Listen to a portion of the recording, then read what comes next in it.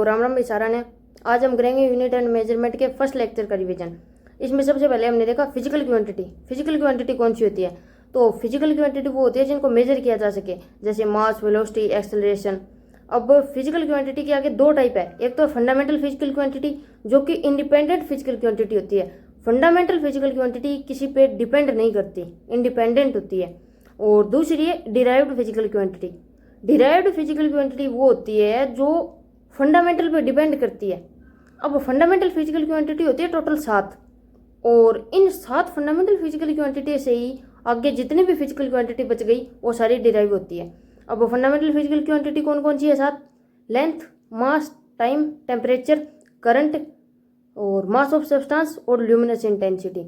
अब इनकी SI unit और सीजीएस यूनिट अगर देखें तो लेंथ की एसआई यूनिट होती है मीटर और सीजीएस यूनिट सेंटीमीटर। मास की एसआई यूनिट केजी और सीजीएस ग्राम। और टाइम की एसआई यूनिट भी सेकंड, सीजीएस यूनिट भी सेकंड। उसके बाद टेम्परेचर की एसआई यूनिट भी केल्विन और सीजीएस यूनिट भी केल्विन। और करंट की एसआई यूनिट तो होती है एम्पियर और सीजीएस यूनिट होती है बायोट। और ल्यूमिनस इंटेंसिटी की एसआई यूनिट होती है कैंडेला और सीजीएस यूनिट का हम जिक्र नहीं करते। मास ऑफ सब्सटेंस की एसआई यूनिट भी मोल और सीजीएस यूनिट भी मोल। ये हो गई 7 फंडामेंटल फिजिकल क्वांटिटी के एसआई यूनिट और सीजीएस यूनिट की बात। और उसके बाद हम बात करते हैं एक तीसरी फिजिकल क्वांटिटी और होती है जो कि होती है सप्लीमेंट्री फिजिकल क्वांटिटी, जिसमें आते हैं एंगल और सॉलिड एंगल। एंगल की एसआई यूनिट होती है रेडियन और सॉलिड एंगल की एसआई यूनिट होती है स्टेरेडियन।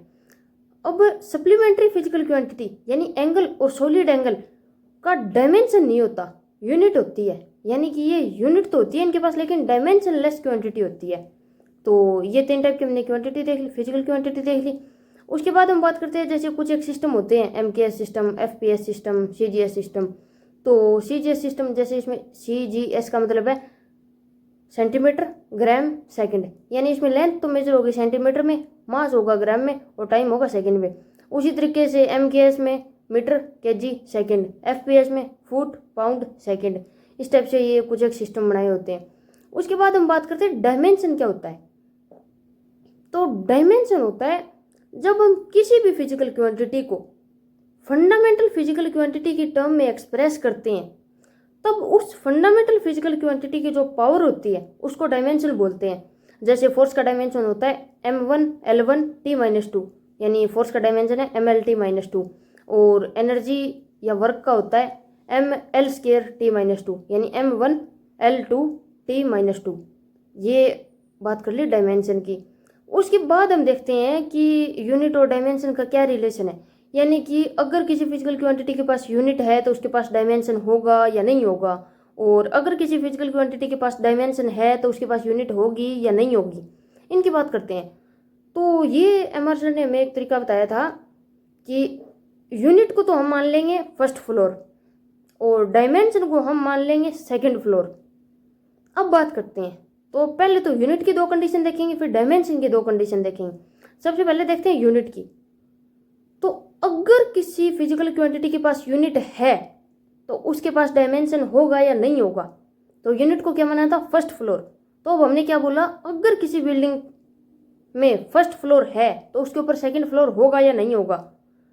तो अगर किसी बिल्डिंग पे फर्स्ट फ्लोर है तो उसके पास सेकंड फ्लोर हो भी सकता है और नहीं भी हो सकता। यानी कि अगर किसी फिजिकल क्वांटिटी के पास यूनिट है तो उसके पास डायमेंशन हो भी सकता है और नहीं भी हो सकता। अब यूनिट की दूसरी कंडीशन की बात करते हैं।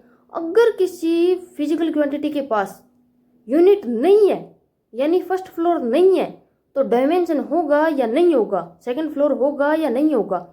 तो अगर फर्स्ट फ्लोर नहीं है तो सेकंड फ्लोर हो ही नहीं सकता। यानी कि अगर किसी फिजिकल क्वांटिटी के पास यूनिट नहीं है तो डायमेंशन हो ही नहीं सकता। अब बात करते हैं डायमेंशन की 2 कंडीशन की बात, कि अगर किसी फिजिकल क्वांटिटी के पास डायमेंशन है तो उसके पास यूनिट होगी या नहीं होगी। तो अगर किसी फिजिकल क्वांटिटी के पास डायमेंशन है यानी सेकंड फ्लोर है तो फर्स्ट फ्लोर होगा या नहीं होगा। तो अगर किसी बिल्डिंग पे सेकंड फ्लोर है तो फर्स्ट फ्लोर गारंटेड होगा ही होगा।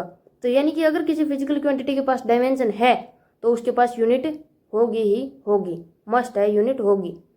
और अब डायमेंशन की दूसरी कंडीशन की बात करते हैं कि अगर किसी फिजिकल क्वांटिटी के पास डायमेंशन नहीं है यानी सेकंड फ्लोर नहीं है तो फर्स्ट होगा या नहीं होगा। तो अगर सेकंड नहीं है तो फर्स्ट हो भी सकता है और नहीं भी हो सकता। तो यानी अगर किसी फिजिकल क्वांटिटी के पास डायमेंशन नहीं है तो यूनिट हो भी सकती है और नहीं भी हो सकती।